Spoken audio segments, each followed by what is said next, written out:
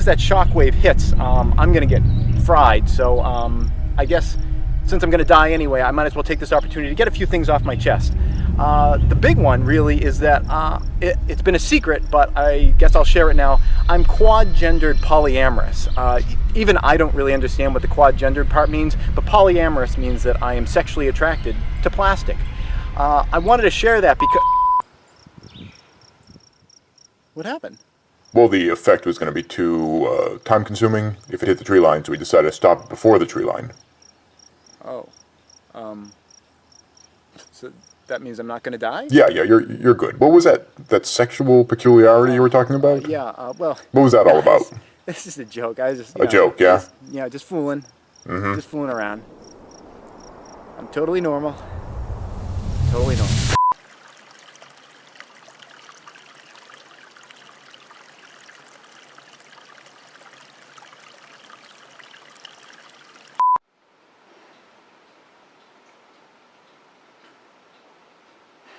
What's a six-letter word starting with the letter P that means someone who says they're going to do something but doesn't do it?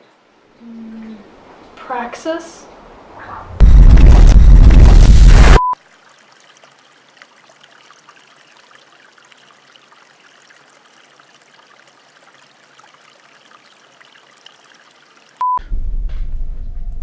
This is video log number 100. It's been 100 days since the aliens invaded and dropped the bird flu-infested clown zombies. I was prepared for that contingency. As a prepper, of course, you would prepare for that.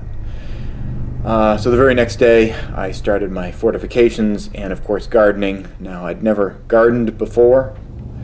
It's been a bit of a rough go. Steep learning curve, I suppose. But this morning, I finally started reaping the rewards from that garden. I just harvested 20 pumpkins. This is the largest of the pumpkins. This is smaller than I anticipated. I don't know if this is going to work out.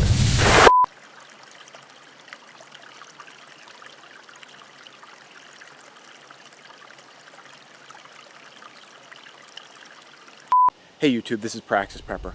Imagine with me for a moment, total collapse. Total Teotihuacan. Total Teotihuacan. The end of the world as we know it. You're walking across a post-apocalyptic landscape, scrounging for everything that you need for your daily life. You see a building, the first building that you've seen in months. You go inside for shelter, for comfort, for safety. There's one room inside the building. Has scientific markings on it. There's electricity running into the room. There's still some lights on inside. You go in there, bright flashing lights, electricity. That was a time machine. You just walked into a time machine and now you're 100,000 years into the future. What are you gonna do now? Now it's even more total Teotihuacan.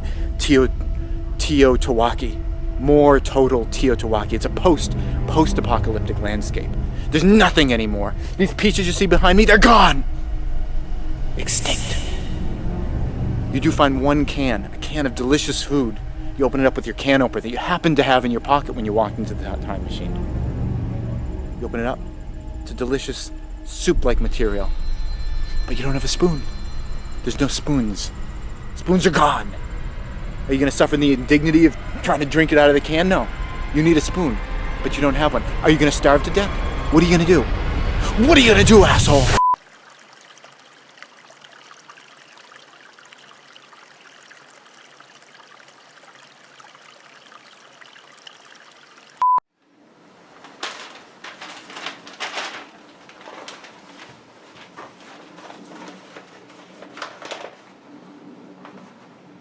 Huh.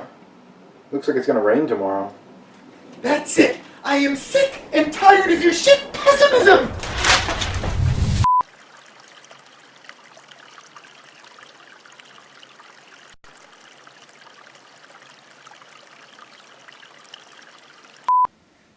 Have we survived yet? No, not yet. Have we survived yet?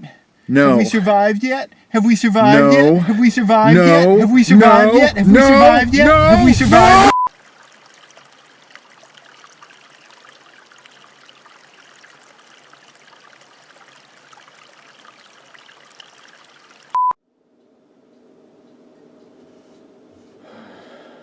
Dude, are you drinking out of the piss cup? No. The Berkey filter's just getting a little old. It's not what it used to be. Looks like the piss cup, dude. Oh. No. You're right. Yeah, this is the piss cup.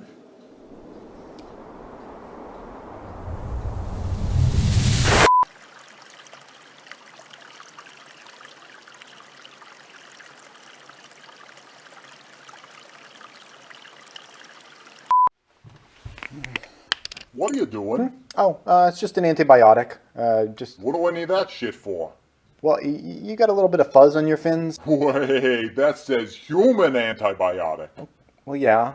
I mean, it's for people too, but it's penicillin, and penicillin is penicillin. So No don't way. worry about No it. It's all the way. same thing. Okay. Listen I'm up, just- Dairy Queen. okay, I'm You just- put that shit in here, and you're gonna be sleeping with the fishes tonight. I don't mean that sexually. That was not intended to be sexual. That was a threat. I'm sorry. Holy shit! You f***ing you better watch your back, you mother.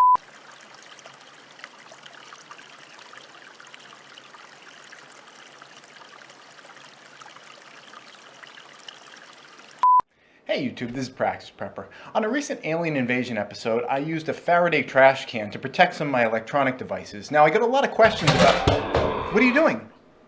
I told you to stay in my childhood. I told you to stay in my childhood. The power of Fred compels you. The power of Fred compels you.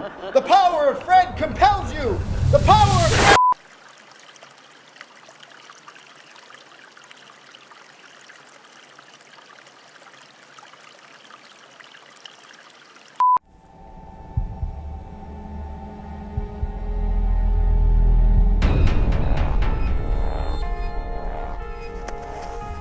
Which clown zombies are they dropping?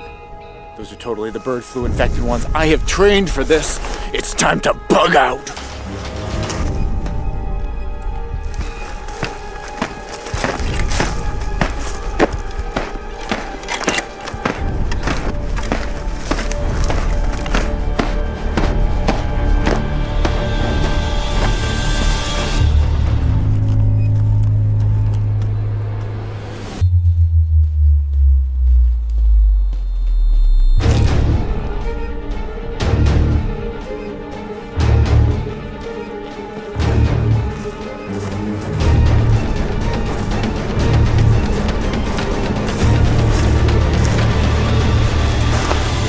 Oh yeah, we're out in the wild now.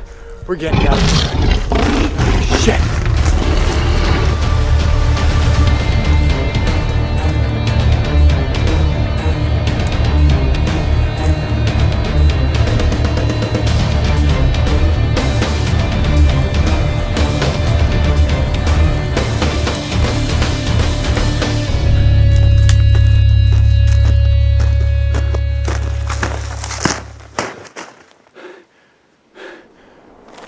Where the f am I even going? Where am I going?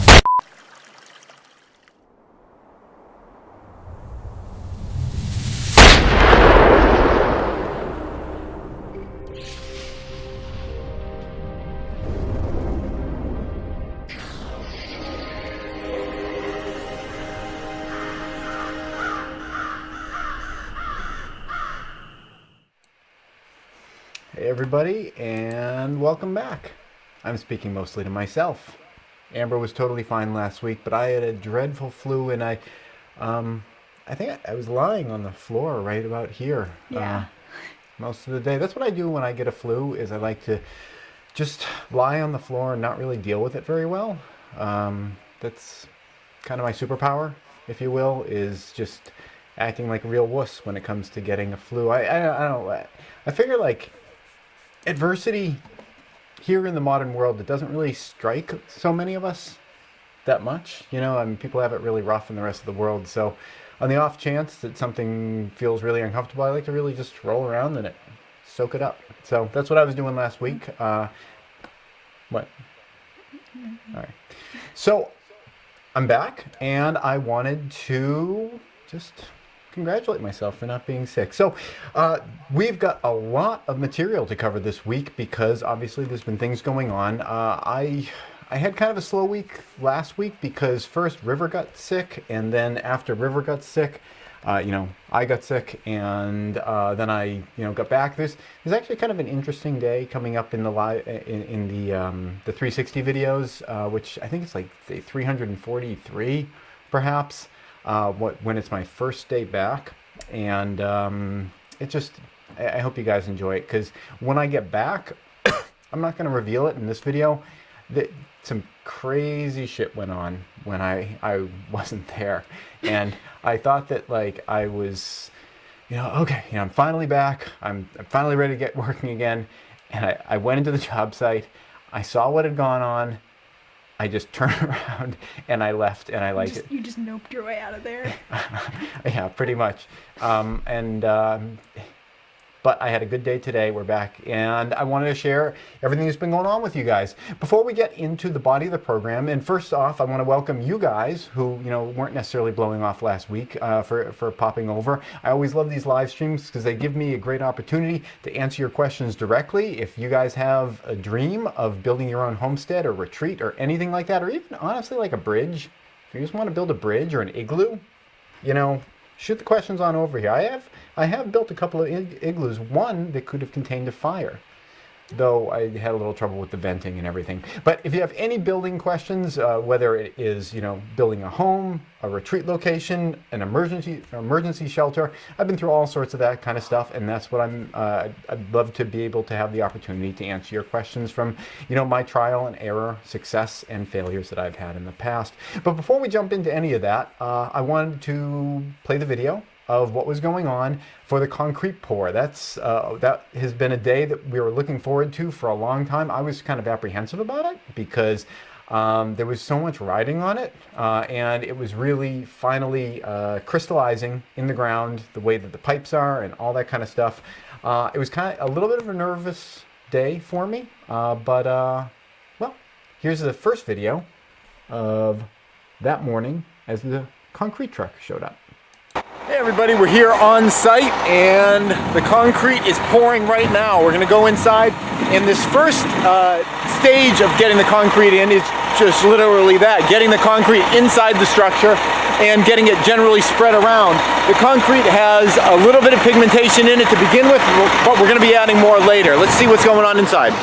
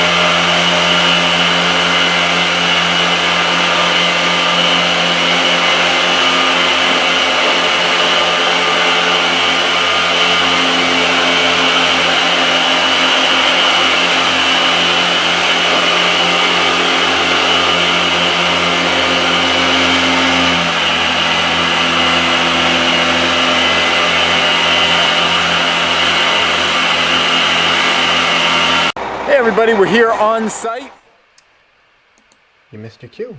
What? Someone missed their cue. We did a little loop. Okay, beggars can't be choosers. So in that video, you were able to see, the general dumping of the concrete in and the basic color that it was, brought to the site as. It's pretty expensive to color concrete. Obviously, concrete starts as like just gray, but if you add mineral dyes, you can, bring it away from that. And I decided to use the cheapest coloration that I could, which was that kind of reddish, brown kind of color. There's probably a lot of iron in there. Iron rust, iron oxide is pretty inexpensive apparently because it's just a bunch of rust. So I started with that, but then in the next video, and I'll play that for you guys in a little bit, in the next video I add on top of that color, because in the last place I think I used the same color additive. I probably made the same kind of financial decision about like, whatever's the cheapest way we can make it not just be gray concrete.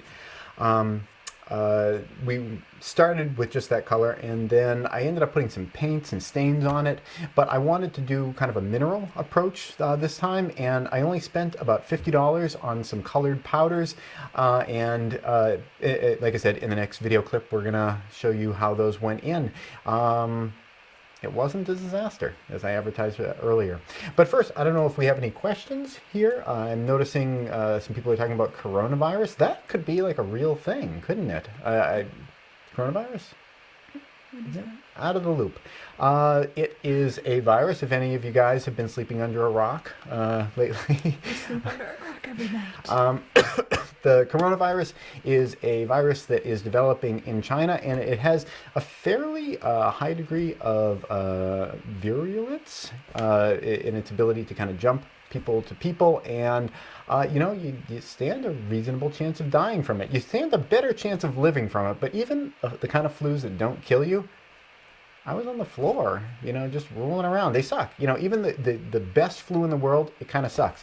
So I think that's actually one to keep our eyes on. There's been a lot of other ones that have come through and people get really into the hype.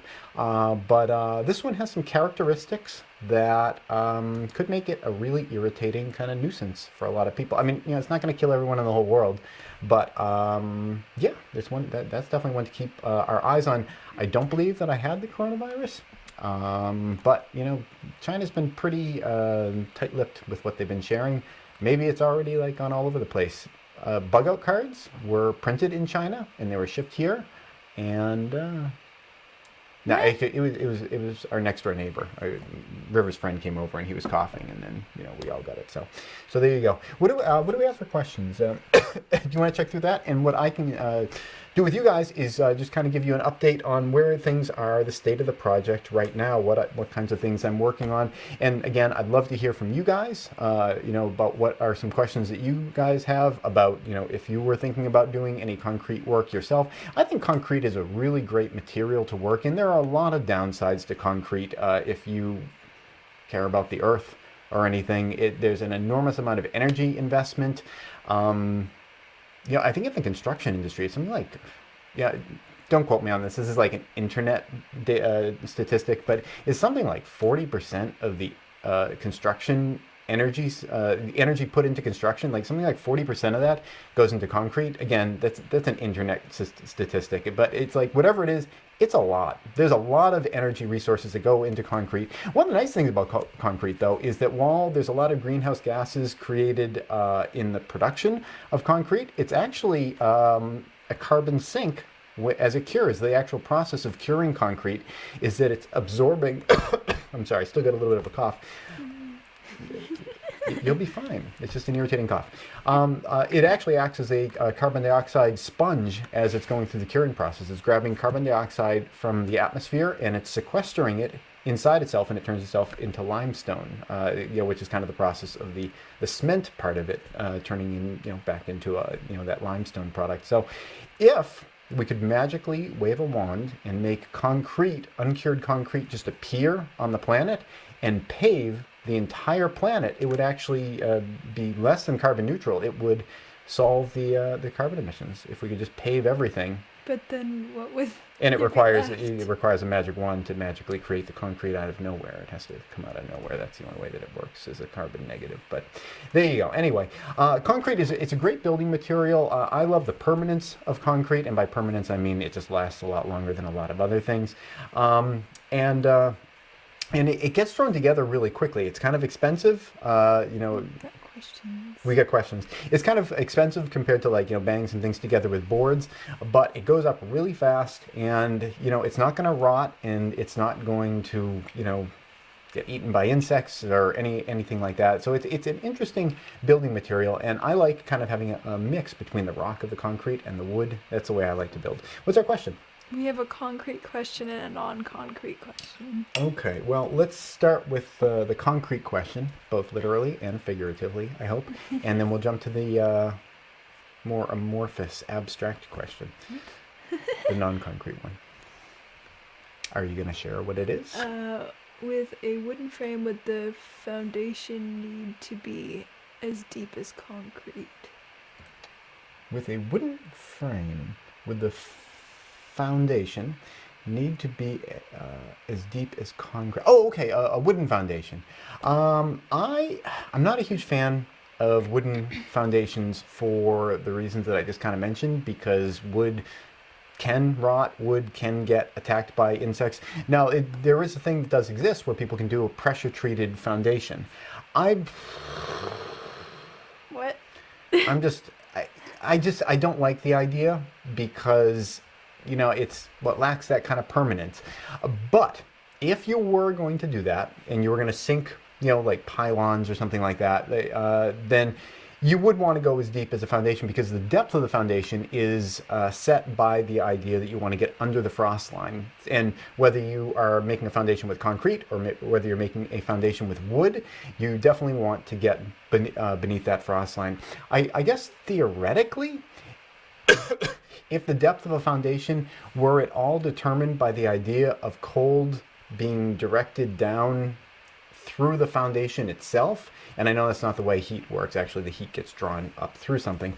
But looking at it from that perspective, if any part of the calculus, I'm sorry, I'm a heck of a lot better than I was last week. If any part of the calculus about how deep you want to put it is based upon the convection or conduction of heat through the foundation itself, wood would be a better insulator, because wood doesn't have the same kind of thermal heat transfer coefficient as concrete does. So looking at it from that perspective, you might be able to get away a little bit shallower with the wood, but I would say that would be really negligible, and that would be really just kind of counting beans. I think that really, no matter what kind of foundation you build, you want to get under the frost line. So find out what the frost line is in your area, and you want to be beneath that. That said, like I was saying earlier, I prefer concrete or rocks or things that can't have insects or things rot into them.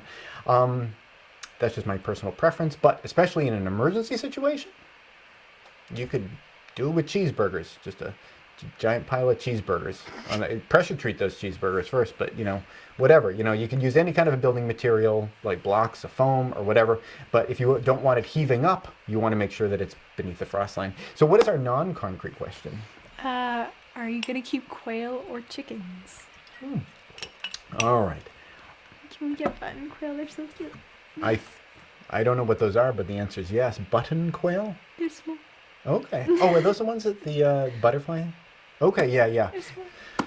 Yeah, definitely you should have button quail. Although I think those are kind of going to be prey if they're outside at all. Maybe we can have them in our greenhouse. That's what I was thinking. Yeah, we are planning on having chickens. It's something that I've been planning on doing for a while. Here's my take on chickens as somebody that's never taken care of them. I know a lot of people that I would not trust with many things at all in this world, and they have jumped into taking care of chickens without knowing that much, and it has gone really well for them. So if those people with their level of knowledge and ability to problem solve can take care of that, I think that it's going to be a no-brainer that we're going to be doing that ourselves. The one thing that I think we're going to need to keep our eyes on, though, is the local wildlife in the area. There are definitely all sorts of coyotes, We have fisher cats in this area. We have bobcats in the area. Rumor has it that there may actually be mountain lion in the area too. It's almost like a Sasquatch thing around here, where there's some people that have claimed to have seen mountain lion. I don't have any particular perspective on that, other than the fact that one day I was driving down the road and I saw something really large with the body the size of a deer, but much shorter legs, much thicker legs, and a long, thick tail. It essentially looked exactly like a mountain lion, like way up the road, just kind of running across. So maybe there's mountain lion here too. But yeah, if you're going to have that kind of stuff, you got to be really serious about, making sure they have a safe place, especially at night, to go in. And I think we're planning on doing that. Do we get any other questions? Oh, it's Burning Hearth Homestead.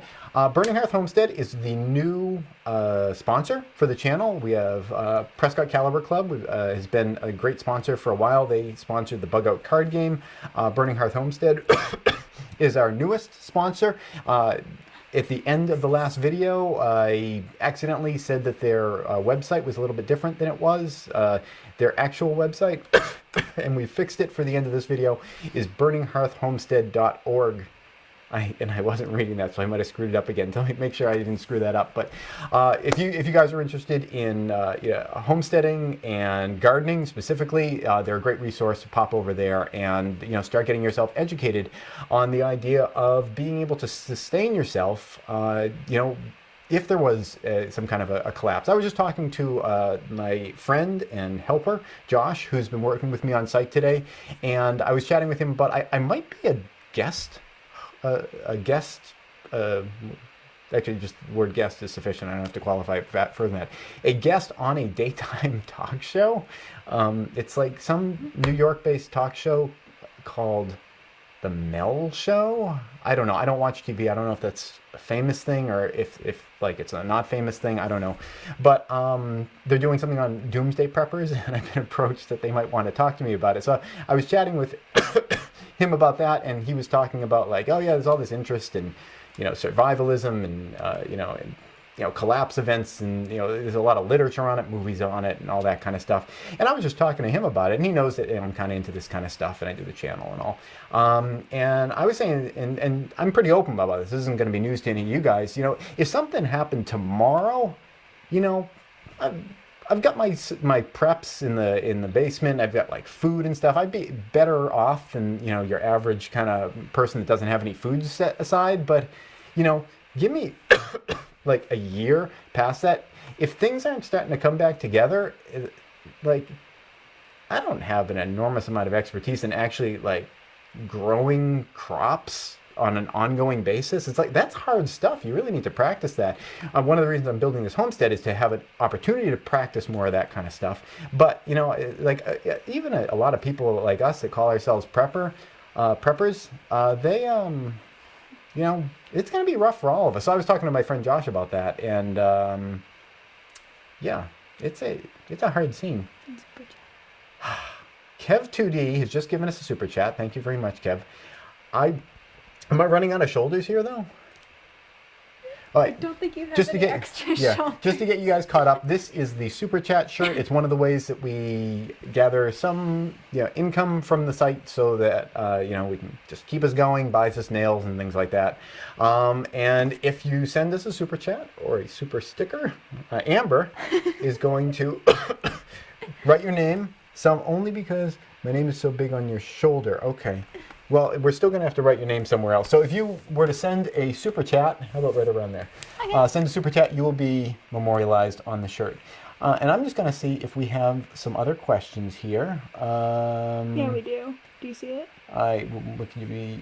Well, I don't know. Something about a fox, something about heirloom seeds. Is it that one? Yeah. Okay.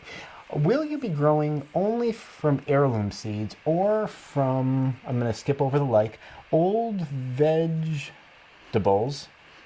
such as potatoes and carrots and stuff?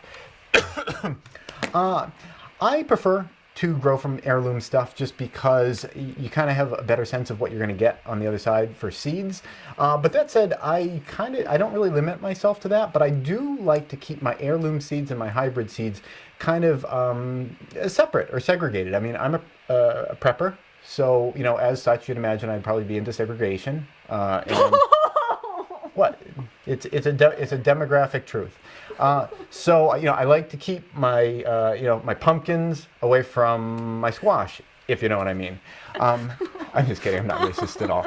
I like to keep the heirloom seeds separate from the hybrid seeds because I don't want the hybrid seeds having their subhuman DNA. This is really turning into kind of an inappropriate show. I don't know. I don't think I even approve of this humor. I've gone too far. But anyway, yeah, I like to kind of keep the things separate so that my heirloom seeds can stay like kind of a pure master stock that will be unadulterated, unsullied by lower. Okay. Yeah. Well, you guys get the idea. But that said, I will grow some different things. Just to experiment with them. I'm trying to think. For my potatoes in particular, I've got some really great red potatoes that I inherited from a real Mayan Indian who I did a video documentary with them, and they had gotten they were getting genocided in Guatemala. They had to flee because United Fruit, which I think is now Dole, was paying the government to try to create these slave labor camps and everything. So they ended up escaping from Guatemala, and we did a whole documentary about them. They were living up in Vermont, and it was kind of a funny story because when they left Guatemala, which is warm there because it's like right around the equator there, they left Guatemala and they came to Vermont in the middle of winter, and it was a husband and wife, and it was just I still remember the woman talking about her first impressions of New England when she got here in the middle of winter, and she was just like, it was all death, no life, no green, just no life, very, very depressing. But so as compared to being genocided in Guatemala, she got to New England in the middle of winter and she found it very depressing to be up here as compared to what she was used to down there. But they're happy now, and they share with me some of their heirloom corn that they have been growing for generations, and they had some red potatoes, which we're still growing. Didn't somebody steal your potatoes and eat them all?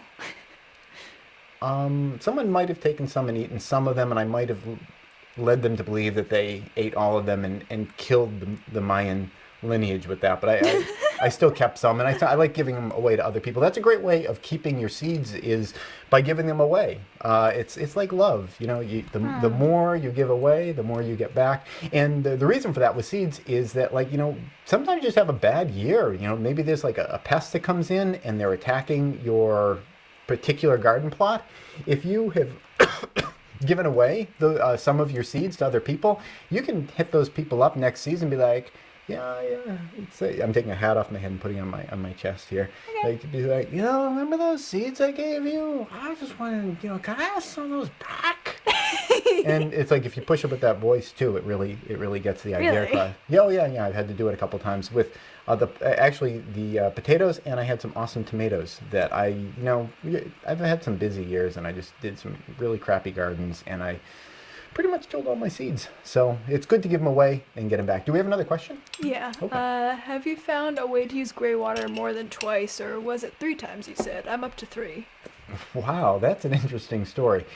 Gray water is something that we've done at the last homestead. We are going to be doing it at the new homestead. By the way, I think we're going to go just a little bit past 9 o'clock tonight, if you guys want that, because I've got 2 more video clips I want to share with you, and I totally blew you off last week. I don't want to do like an hour. I mean, let's have some quality and standards here. But if we want to go just a little bit over, we might go just a little over.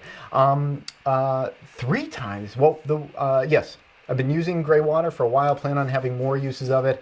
How are you getting, I'd be curious to know how you're getting 3 uses. 2 uses with gray water, totally easy. 3 uses, unless you do something gross with it. Oh, what?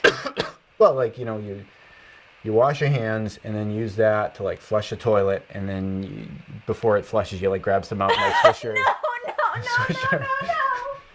I'm just kind of guessing at what that 3rd use would be.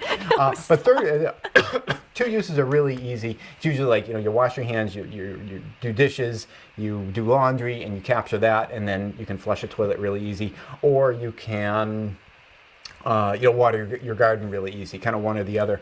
Although I suppose we had taken our gray water, used it to flush toilets, that's two, and then we had pumped that up from the septic tank, and I used that as kind of a really dangerous human waste sludge for a composting experiment. Although the water was just sort of a vehicle in that. I mean, I really could have shoveled it up also. But I'd be curious to know what you did with your three uses of gray water, because three that's hardcore, dude.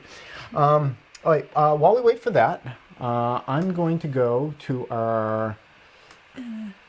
So boiling vegetables, let it cool, use it to wash my hands, and then water the plants. Oh, yeah. Okay, I got that. And it kind of becomes like a vegetable wash for your skin, too. Sweet. All right, this is a clip of me, doing that extra kind of concrete dyeing procedure that was very experimental and wasn't a disaster. Let's see the clip. All right, so we're back after they poured all the floor here, and what I'm doing now is I'm just grabbing that color powder just by the handful, and we're just kind of casting it out, and I'm trying to focus on the areas that I know we're going to be visible. There's areas that are under the floor, I'm sorry, not under the floor, under the stairs, and behind by the pantry I'm not bothering with, but we're just kind of casting out into all the areas that are going to be visible, just like that. The guys here that have done stuff like this before, so I've got a decent amount of confidence that it's going to be awesome. Isn't that right? Yes, sir. Awesome. More over there too.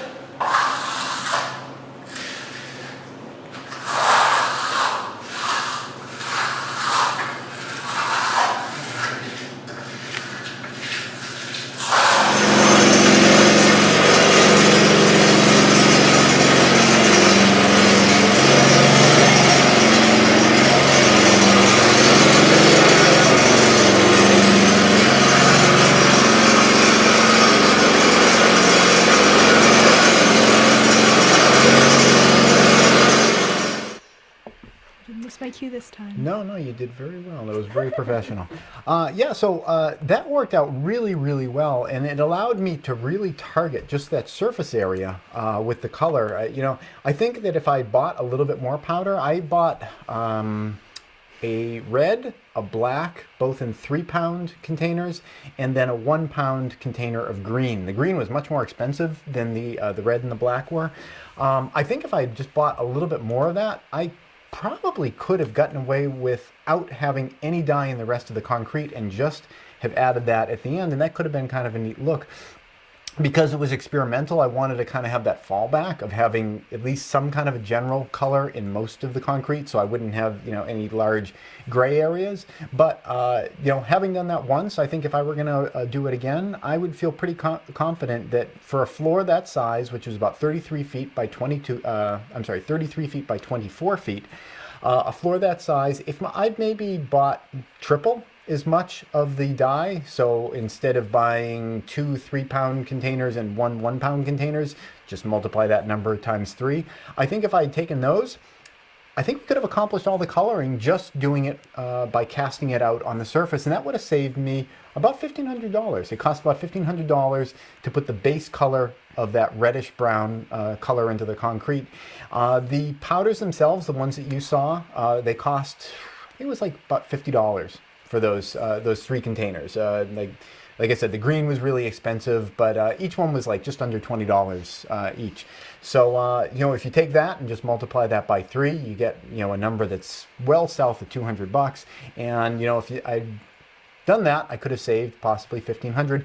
But that's just stuff that you learn as you go along, and that's one of the reasons I want to share that kind of stuff with you guys. So if you're thinking about approaching a project like this, There you go. They'll save you $1,000 right there. Just, get the powders, mix the powders in on site. The way that we did it was that as we were approaching the last kind of polish passes, and you saw they had that big machine, it looks almost like a fan that's on its side. The blades of the fan are flat. They just kind of spin around, and they're slowly smoothing things out.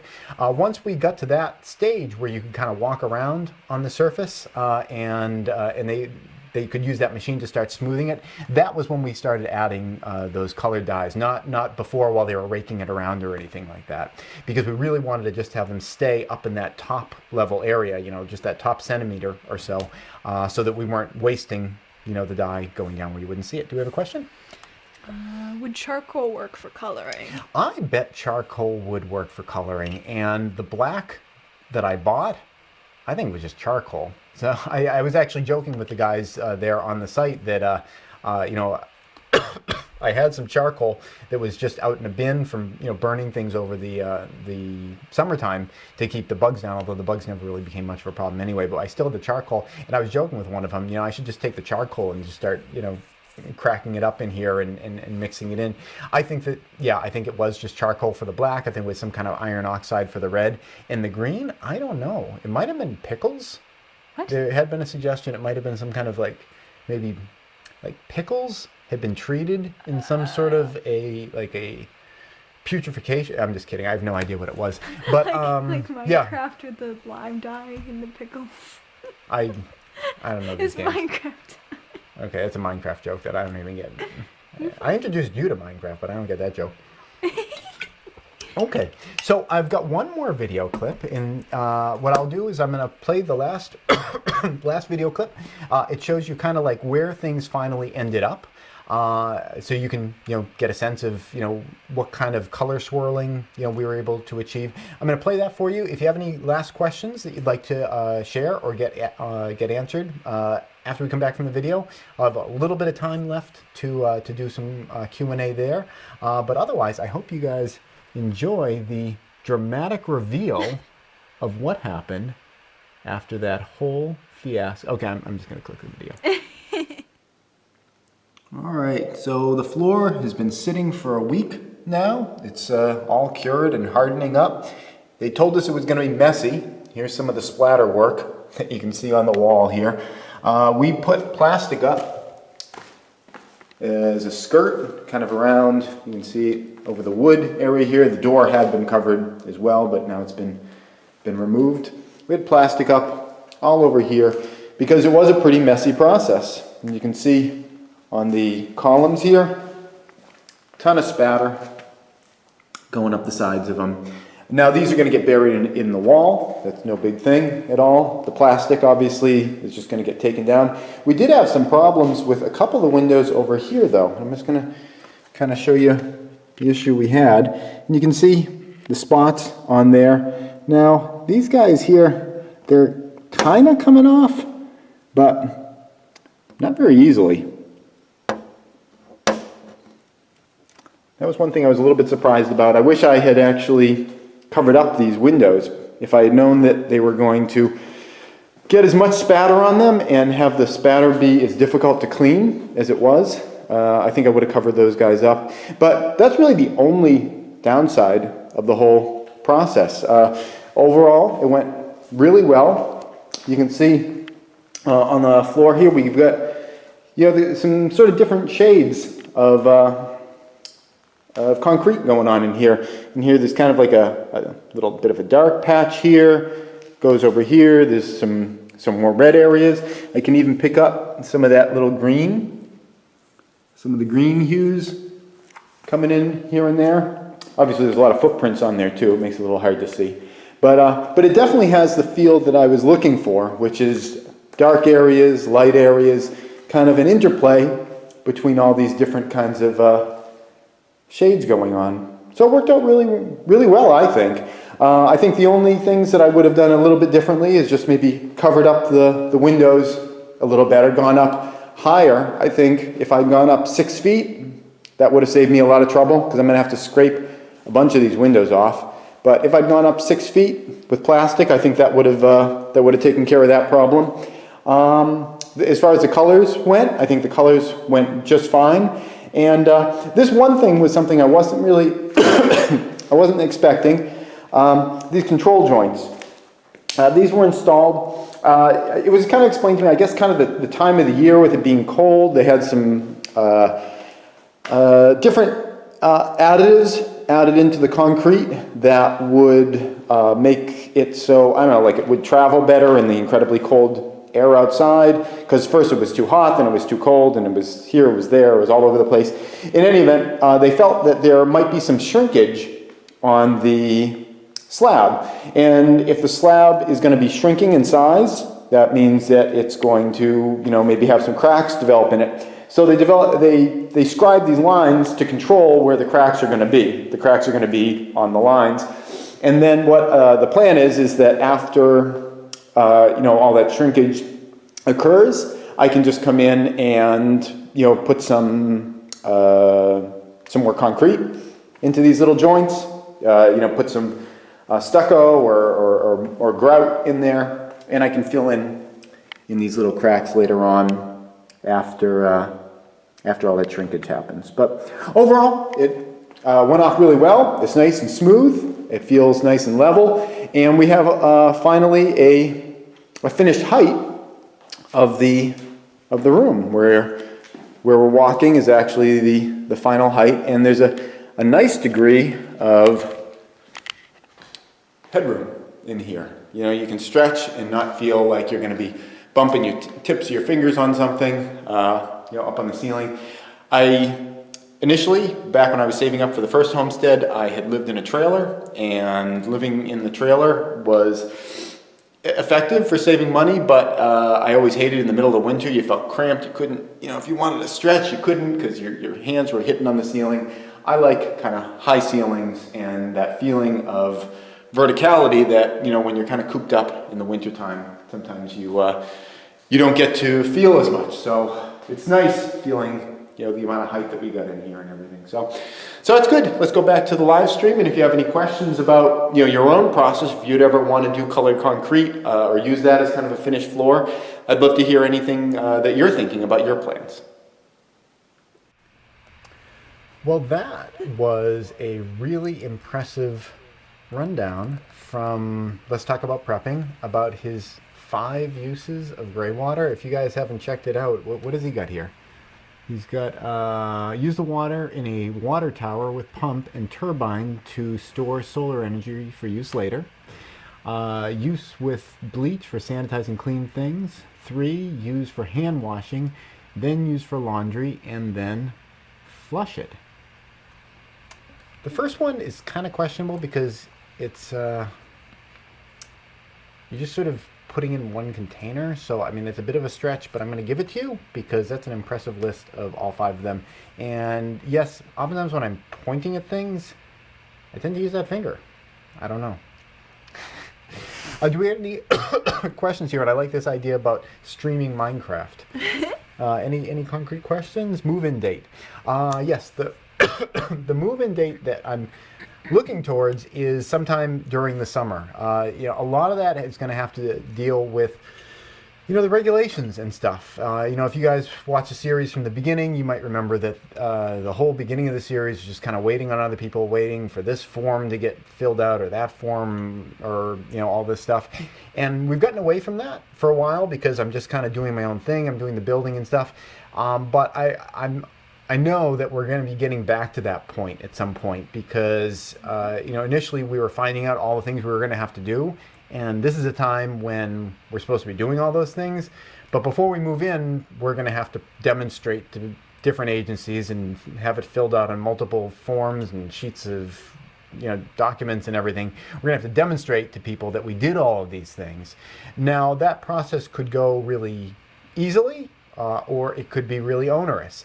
I'm thinking that it might be easier than I'm fearing because I've been seeing through this process that a lot of the agencies, they put a lot of stuff up front about, you know, you're supposed to do this and you got to do that, and they need you to kind of sign off on things, but they've been kind of not showing up and doing that much inspection when it comes to actually looking at things. For example, the people that are supposed to inspect to make sure that all the insulation is, properly being put under the slab, they didn't bother to show up for any of that. They were notified and they were like, oh yes, it's okay, we don't have to check it out as long as you did it. So I don't know, a lot of the stuff might be like that, where people are just going to be like, did you do it? And I'll say, yep. And then that'll be okay. But I don't know. That's a really long way of getting around to the idea that I don't know exactly when we're going to move in, but I'm hoping that it's going to be this summer. I want this to be the last winter that we're in this house. It's like a normal house, and it's really expensive to to live in one of these things. The last home. Normie houses. Yeah. The last homestead. My throat is like falling to pieces. The last homestead, it costs like somewhere between like $200 and $250 per year to heat and cool the thing. This place is like at least $2,000 just for the winter to put oil heat in here, and the oil heat runs through these little baseboard heaters, and it heats the place up. And you have to, run it through places that, you wouldn't necessarily even care about heating, because there's holes in the walls and, leaks and things. You don't want the pipes to freeze. And the boiler downstairs, it's a new boiler. I mean, new. It's called System 2000. But it was installed in 2004, and since I've moved here, I've already spent several $100s having to clean this out or get this repaired. Right now we have it leaking on the floor. The pressure expansion tank has an issue, so we got to change out the valves, and that's going to be another couple $100s. It is really expensive to be normal and live in a house like this. So I'm really hoping that this is going to be the last winter that we're in here, because it's never super warm, right? I mean, back at the old homestead, we had some nice warm days. We're chilling out in like tank tops. Yeah, and we had shorts. like beach weather, and this is like that, $250, for the whole year to heat the place. But it's just, heating with wood is so cost effective, and if you have the wood right on your property, you could just cut it down yourself, and it renews itself. It's self-sustaining. We had really comfortable, July and the middle of January days, but here it's it's so expensive to heat the place. You always kind of keep it not that warm or whatever. So yeah, I sound like a real a-hole right now. It's like there are people in the world that have real problems, and I'm like, oh, I don't like this place because blah blah blah blah. And it's not like that. It's just that I got used to having things work really well and not break and not cost so much money, because when you have to pay more to do the same stuff, it's like you have to work more for all that stuff, and instead of saving that money for your future, you're putting it into broken stuff that didn't really need to be broken, but stuff is just shitty. So anyway, yeah, we're looking forward to getting into the new place as soon as we can. And this is a nice place, nicer than a lot of houses, but not as nice as a layperson could build, and a layperson is building a much better house for us. This guy. We have another question. Will you be polishing the floor, and if so, how long should it cure before polishing? Also, what type of hardener sealer? Okay, great question. These are really good questions. Not to say the other questions weren't, but I find this one really exciting because I like working with rock and all that kind of stuff. Yes, so you got to wait before you're going to do the seal. Now, they had something that they presented to me that was some kind of like a cure and seal. It was this giant 5-gallon bucket of stuff, and they're like, hey, we can mix this in, and that'll make it so, it'll seal at the same time and everything. I didn't opt for that because I'm sure it was full of terrifying chemicals that I wouldn't want to have all over my floor.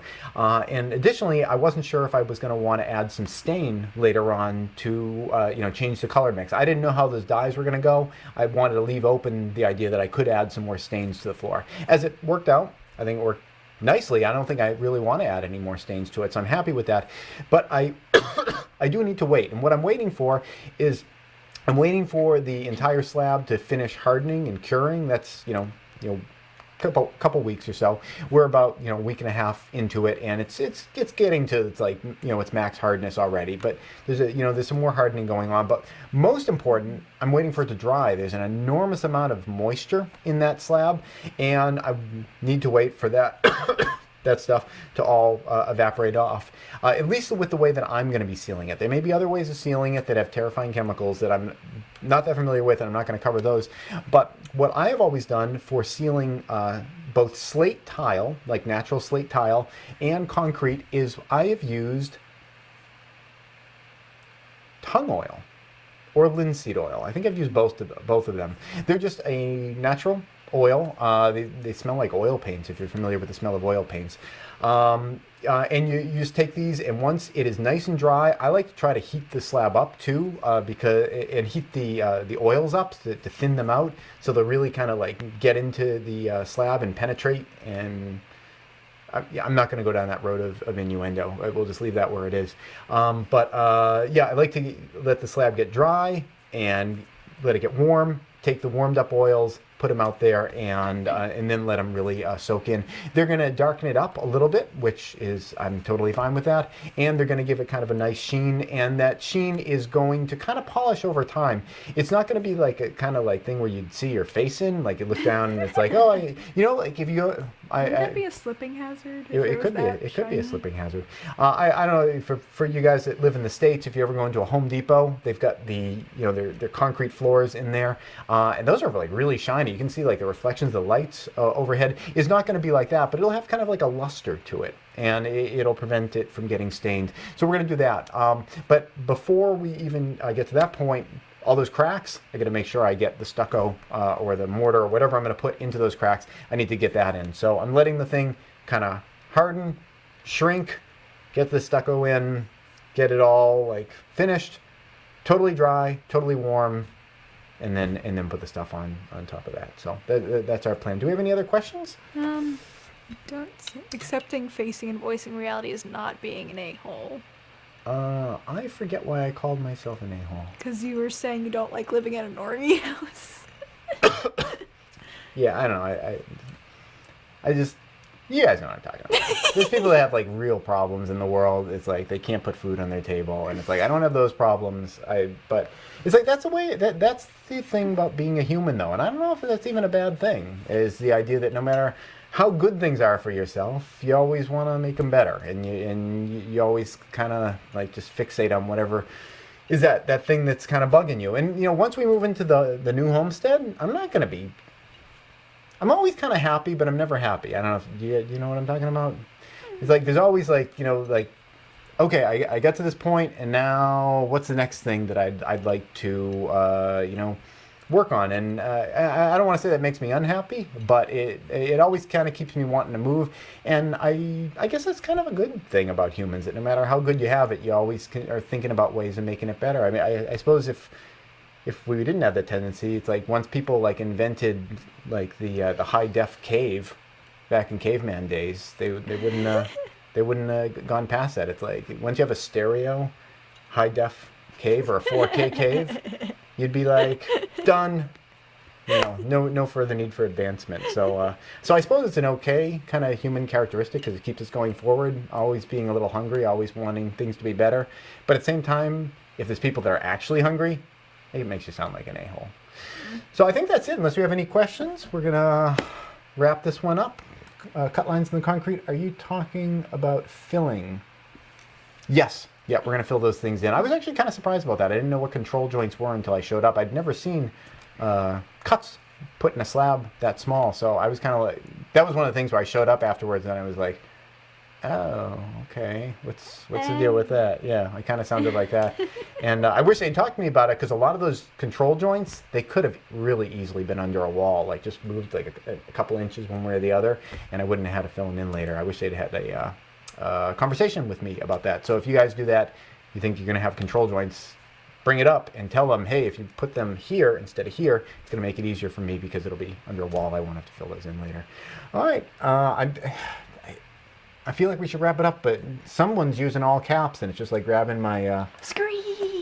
It's grabbed my attention. If you want to fill these cut lines, use polysand. Thank you very much for the tip. All right, well, thank you guys for joining me tonight. It's been a lot of fun. I really missed having the live stream last week. It's a lot to kind of get it all together. You know, you guys don't see like all the stuff that's going on. There's a piece of cardboard here just to shade that wall. You see that? Isn't that delightful with the cardboard there? It kind of just darkens up, makes the eye go to the subjects and everything. There's a lot going on here. It's a little bit strenuous, and YouTube's always kind of changing the way that their software works and everything. But I really enjoy sitting down with you guys and just chatting this stuff out. You guys always have great ideas for me. You get my mind thinking, and I just love sharing this with you guys. So I thank you very much for showing up tonight to join Amber and myself. And thank you very much, Kev2D, for my ink. On the other shoulder. I gotta get some, like, maybe we should just start doing like real sleeves. You know what I'm talking about? Like right there, like some spider webs, stuff like that. All right. Thank you guys very much, and I will see you in a couple of weeks. Which outro are we supposed to be doing? Oh yeah, Burning Hearth Homestead, because I screwed it up last time. Oh. Thanks for watching. This episode is brought to you in part by Burning Hearth Homestead, a nonprofit that aims to provide seeds, live plants, and education to the community, both local and extended. Plant seeds, plant knowledge, plant the future. If you'd like to thank them for supporting this channel or find out more about what they do, go to burninghearthhomestead.org. Please subscribe and tune in every Friday at 4:30 New York time for a new video. And if you'd like to support this channel, you can do so both through Patreon or PayPal.